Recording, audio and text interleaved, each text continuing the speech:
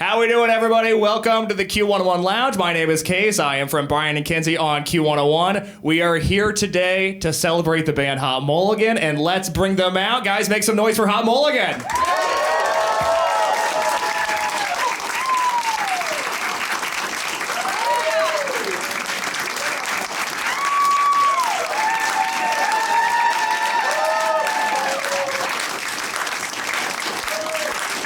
Let's see if we can keep it going until they come out. Here we go.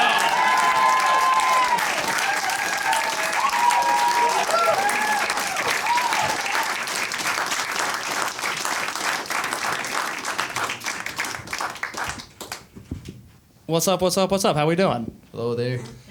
I'm very excited to have you guys here. This will obviously be a video on Q101's YouTube channel, but it will also be turned into an audio podcast. So for the sake of audio, can we all introduce ourselves real quick so that people know who these lovely voices belong to? What's up? I'm Chris. I play guitar. I'm Tades. My name is Jonah. My name's Ryan, and that's Man, Hot Mulligan travels deep. You guys have a lot of people here, and it's a little intimidating, but I like it. So I'm all about this. Oh my goodness, yeah! Please come up, hang out, say hello. Jeff Hardy T-shirt, we love it. What's up? I'm pretty. As we sit here today, we are just a few days from the new record coming out, The Sound Your Body Makes When It's Still. Can we talk about what emotions we're feeling a few days before a new record, and maybe what nightmare scenario runs through your head just a few days before a new album comes out? Great question. Not everybody all at once. Take your time. My nightmare scenario right now is that we have like 16 new songs to work out new guitar patches for on our live setup. So I was up till 4 yesterday doing some of that, and then woke up at 9 this morning. So that's my fear currently. Rational. Very fair. I'm glad you guys are here, though. Did you guys eat? Because when we talked a half hour ago, you guys hadn't had food today. No, but I've been sipping on a Coca-Cola. Hell yeah. I had a kind bar. Was it okay? It was pretty good. That's what I like to hear. Right on. One of the things that I'm curious about with this band, because I find that you guys are always doing cool things. You're almost like the embodiment of the Will Ferrell scene in Wedding Crashers when he's like, they're always doing something. What are they doing back there? Ma, the Meatloaf, that scene. How do you guys balance a prolific touring schedule that you guys have with also continuing to pump out albums every other year or every 3 years, because you guys record a lot and you play a lot? Balance is kind of a crazy way to put it. We sure do just send it regardless. The fucking, was it You'll Be Fine, where we weren't home for like 4 months because... Why would I watch? That was Why Would I Watch? Fuck. Can I curse? We prefer you not, but you're too deep, so I'm not going to stop you. Fuck. Well, You'll Be Fine came out like a week before the pandemic, because I remember listening to it the day it came out, and I was like, oh, man, my summer's going to be defined by this, walking on the beachfront. Listen, I'm probably going to see this record live in the next few weeks, and then it was a while before we all saw each other. I imagine that was a worse circumstance to put out an album compared to now when, God willing, no global pandemic anytime soon. I don't know. It did great work for us. Did it really? The fucking pandemic. But it was... something about it worked really well when You'll Be Fine came out, because people really latched onto it. And, like, it was a difficult time to be a guy, so having something really terrible to listen to for an extended period of time, I guess, worked in our favor. Few bands had that happen to them. Few bands really didn't, but some people really got the listens from just being, everyone's stuck at home, need something to do. You guys and Phoebe Bridgers really popped off during the pandemic. She did really pop off during the pandemic. She's been quiet ever since. And not a lot of people are talking about it, that it's been 5 years since we've had a new Phoebe Bridgers album, and some of us are maybe taking that personally at this point, and maybe would like to hear new music from her. You guys are going to lose it when you hear the feature on it. With that prolific touring schedule, you guys have such cool tour packages that you travel with. I saw you at the Aragon a few years ago with Heart Attack Man, Free Throw, Spanish Love Songs, Ben Quad, and I think that might have been everybody. There might have been even one more on that show. But you guys are coming back to Chicago in December 4th and December 5th at the Salt Shed, December 4th is sold out. December 5th is not. That's a Friday night. You guys are here on a Wednesday afternoon, so I know you don't have anything going on a Friday night. Buy tickets now. It's Hot Mulligan, Drug Church, Arm's Length, and Anxious, which is an insane lineup. I am curious on your prior tours, though, because you guys have such stacked bills, who have been the hardest bands to follow when you guys are headlining? The last band on that bill that you're talking about was Bogues. He's just a singer-songwriter, though, at the Aragon with us. Let that be known. Not enough people listen to him. I'm sorry, Bogues. Hard bands to follow. I don't know. Free Throw's got a lot of energy, Free throws. but it kind of just makes you excited to play afterwards. You're like, oh, they're here for it. So Yeah. Them and who's someone that I listen to now that was hard to follow. At Outbreak, we had to follow Joyce Manor doing the 10-year anniversary of the record. And that was really scary. That's a tough one. That's a tough draw. That was tough. Yeah, I can see that not being fun. Never Hung Over Again, certified hood classic. Cannot recommend it enough. You guys on the opposite end of the spectrum opened for Fall Out Boy last year on their big arena run, and because we're Q101 Chicago's alternative, we're a big Fall Out Boy station. I was curious if you guys had any Fall Out Boy stories from the road. there's this one. We were playing, I think it was Madison Square Garden this night, but the energy backstage was a little lacking. So we finished our set, and I was very excited. I run off backstage, and I scream into the hallway, "Let's fucking go!" like at the top of my lungs, and like all Fall Out Boy security is like looking at me like this. I'm like, oh, fuck yeah, they're loving it. I'm gonna go in Jimmy Eat World's green room, and I'm gonna scream, "Let's fucking go!" So I run in there, and in Jimmy Eat World's green room, they're actually having some of it. So they're like, "Oh yeah, dude, awesome! Like, let's fucking go!" And I hop out in the hallway, and then I notice Fall Out Boy security is like not so stoked with what I've been doing. I'm like, okay, I think I'll just go back to my green room over there. Hope you guys don't bother me. And then I think it might be Pete's like personal security guard, but he came up to me and he's like, "Hey man, can I just talk to you for a second?" I'm like, "Listen, if it's about yelling, let's fucking go. It's a wee little thing. Like I won't do it again." He's like, "Yeah, I think you're on a Fall Out Boy tour, not a Hot Mulligan tour." I'm like, "Yeah, you're right about that. This is a Fall Out Boy tour." He's like, and the guys got kids here," and I'm like, "Yeah, they got kids here. Maybe I won't scream. Let's fucking go in the hallway." But then I saw Pete later when we were all packing up, and I was like, "Pete, man, I'm so sorry about swearing in front of your kids." He's like, "I don't fucking care, dude. They've heard so much worse than whatever you said. I don't even know what's going on." I'm like, "Oh, what a relief." But then we get to this like end of tour party later on, and one of the guys from Jimmy Eat World is talking to me at the bar, and he goes, "Let's fucking go!" and I'm like still shaken up at this point. I'm like, "Bro, no, like you can't say that. Like there's kids on this. You're on Fall Out Boy tour." And he's like, "Did you really get in trouble for that?" I'm like, "I got in a little bit of trouble for that." I love that. I'm so glad I asked that question.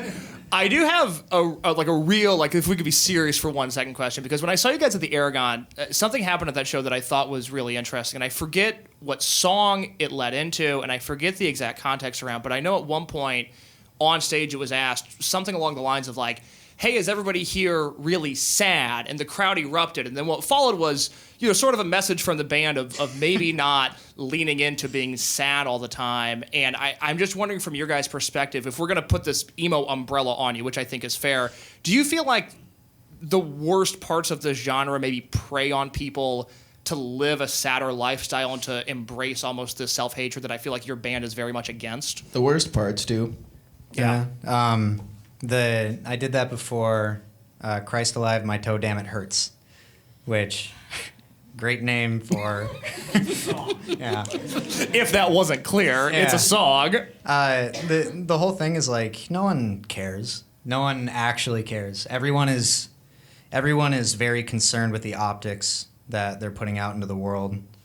And it's trendy to be upset, and it's trendy to be, like, have something bad going on with you, and it shouldn't be something that's like praised. It shouldn't be something that's discouraged. You can't help that, but it's not cool. It doesn't feel good. I don't like that I don't want to leave my house, and I don't like that I don't look in the mirror for a week at a time, you know? And that's to post your selfie and be like, emo AF is like, dude, shut the fuck up. Like, it sucks. It's not cool, and it's not like fun, but that's being alive. Well said. Let's talk about the record here real quick before we hear some songs. What was the song on this record? I've heard it, by the way. It's phenomenal. It comes out Friday for the people in this room. By the time most people hear this, it'll be out already. So pause me, go listen to the album, come back to this interview. But what was the song on the album that gave you guys the toughest time to complete? Maybe it's Slumdog Scungillionaire. That was like the toughest one to... Why is that funny? Yeah, there's just a lot of like musical stuff going on in there with time signature changes. It's not like a really repeating part song. It's pretty linear. So no, definitely no copy and paste going on in there. And then the pianos are like actually performed live as opposed to some MIDI stuff.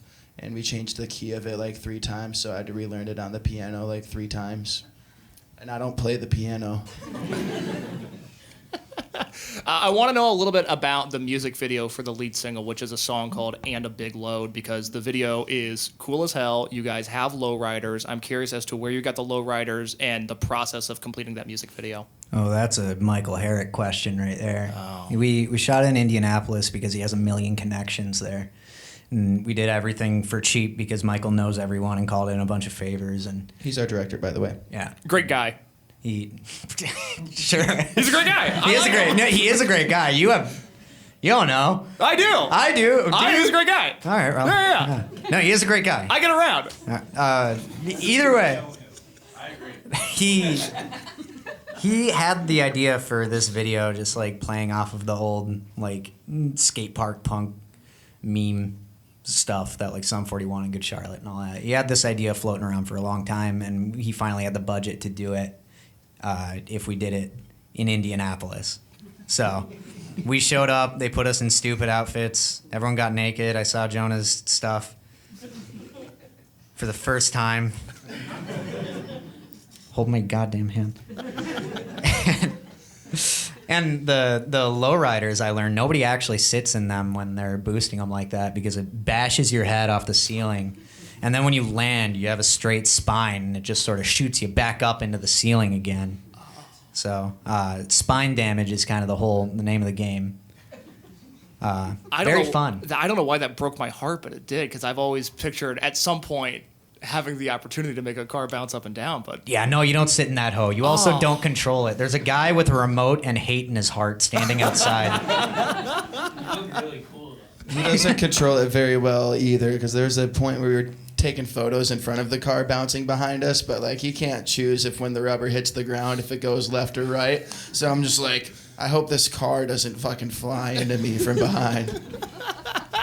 let's end with this, and then we'll hear some music, but I'm always, I don't want to say astounded, but rather delighted by the continued growth of this band. You know, my jumping on point was a little bit before You'll Be Fine, so I was primed and ready for that album when it came out. But you guys just continue to grow and play bigger venues. And again, 2 nights at the Salt Shed in December. Is there a moment that you guys remember where you realized at some point now your life is going to be defined by the years in this band, that people care about what you're doing and it matters what you're doing? And is there just a moment in Hot Mulligan that feels like it changed your life? I always refer to like the first show that we played together. There was a couple people that we didn't know that sang like 1 or 2 lines, and I've always just been kosher with it since then. I'm like, that's cool, I did it. So everything after that is kind of just a bonus. Yeah, I feel like after I could pay rent, That's huge. I was going to do it regardless, you know. Like, being dog shit poor, it sucked, but, like, it was too fun to not do. That's beautifully said. Right on. All right, well, guys, give it up for Hot Mulligan. Let's hear some music.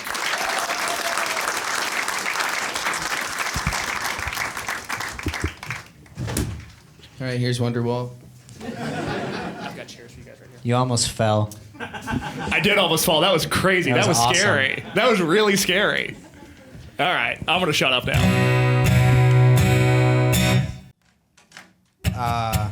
What do we start with? We'll start with SPS. Okay. Stands for. Get over there, Spice.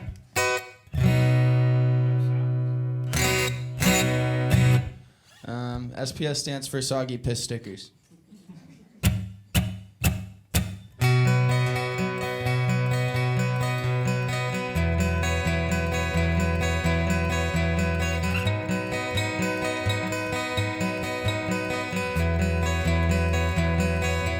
Drinking before noon, you're filling up the sink with all of your empty cans. It's why you're not on the lease.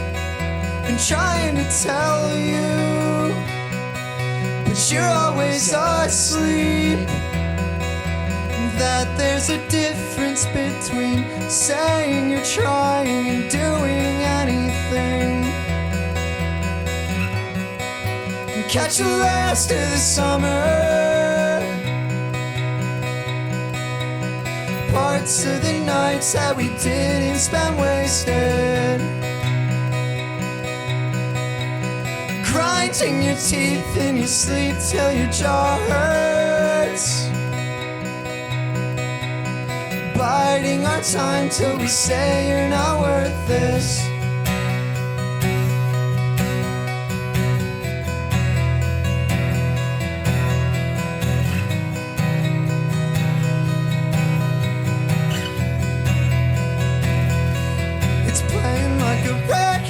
Watch it fall and leave the aftermath to crawl.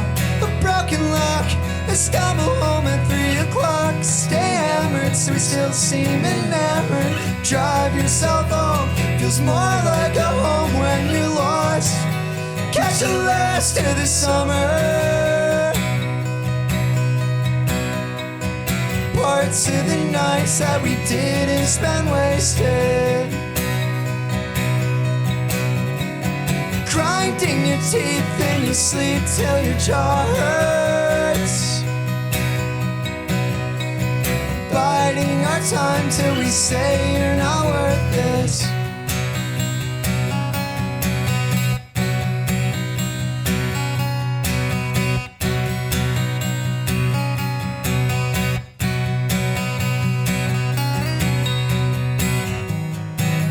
Catch the last of the summer,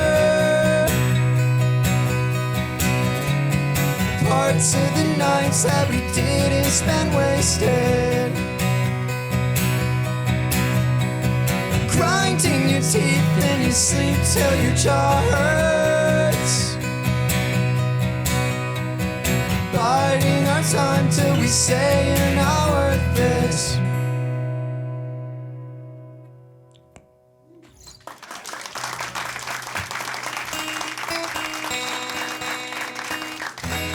Thank you, thank you.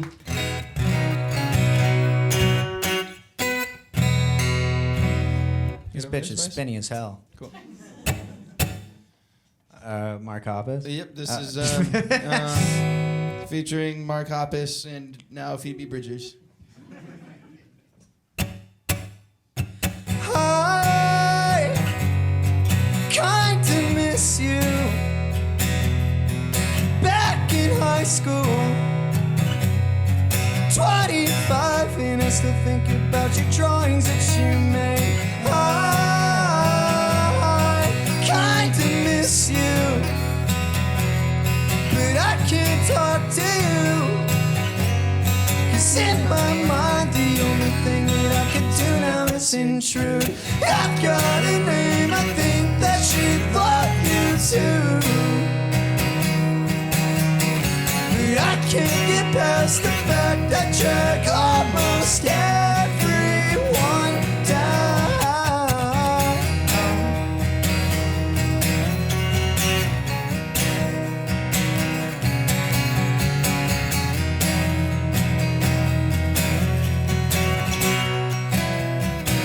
I didn't think I'd say I wanna see you. I won't reach out to you. After all this time, I'd imagine I don't fit into your view. Frozen, dry, some rocky horror outgrown. Find me in the margins of a sketchbook. Probably best to let the memory tire. I've got a name, I think that she'd love you too. I can't get past the fact that drag almost everyone down. Painting the walls that line the hall after school. Smoking tattoos 5 years removed. Hope you'd recognize me now.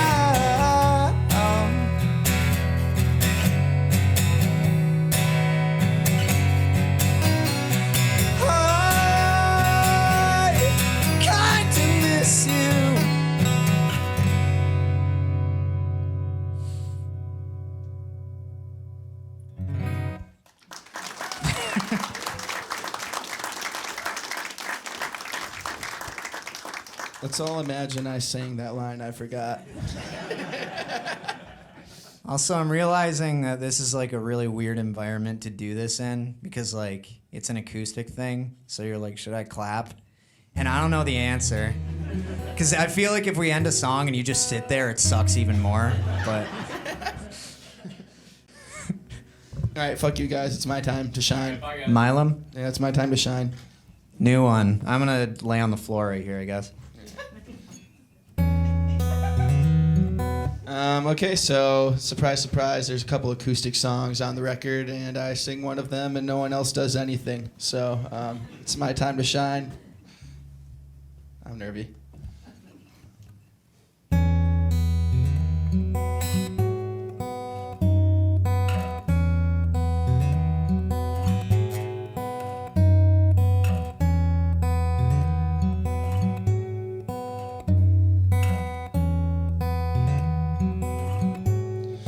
Put you in the ground. Katie's crying. The kids are not around. I know that it's hard. Never been apart.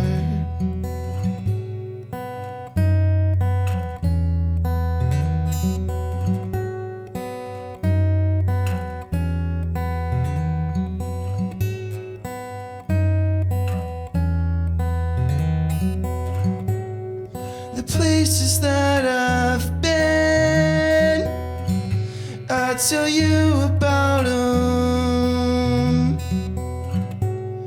and what you would have said.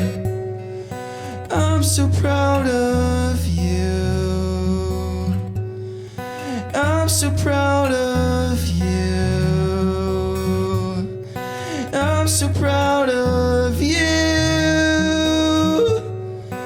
I'm so proud of you. I'm so proud of you.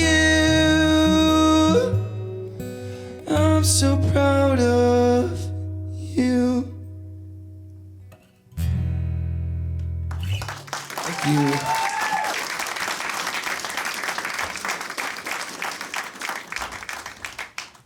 I'm back, bitch.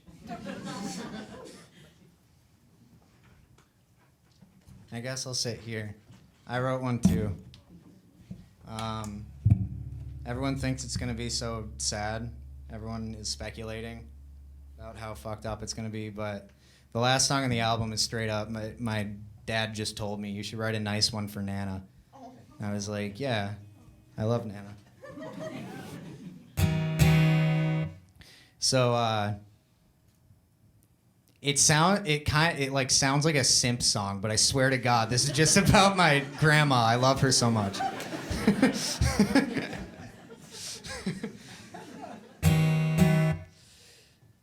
Skip it 3 times, never got the stone to bounce. Any more than that, held it too long, let it fly into your shin. And still feel bad, brought the snow in a little bucket we could play and not get cold. The car ride, early morning, dropped me off, but I didn't want to go. There's no such thing as wonderful as you. There's no replacement I could ever choose. I sing your praise, it's the least that I could do.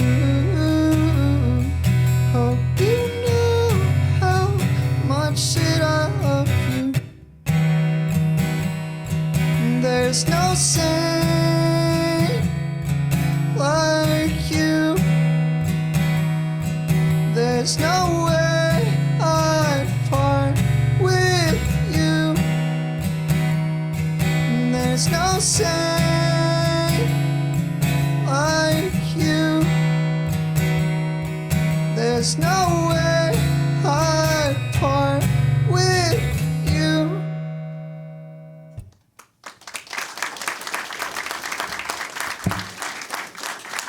You simp. Don't worry, there's another Nana song on the album that just fucking sucks. All right, one more time, guys. Make some noise for Hot Mulligan.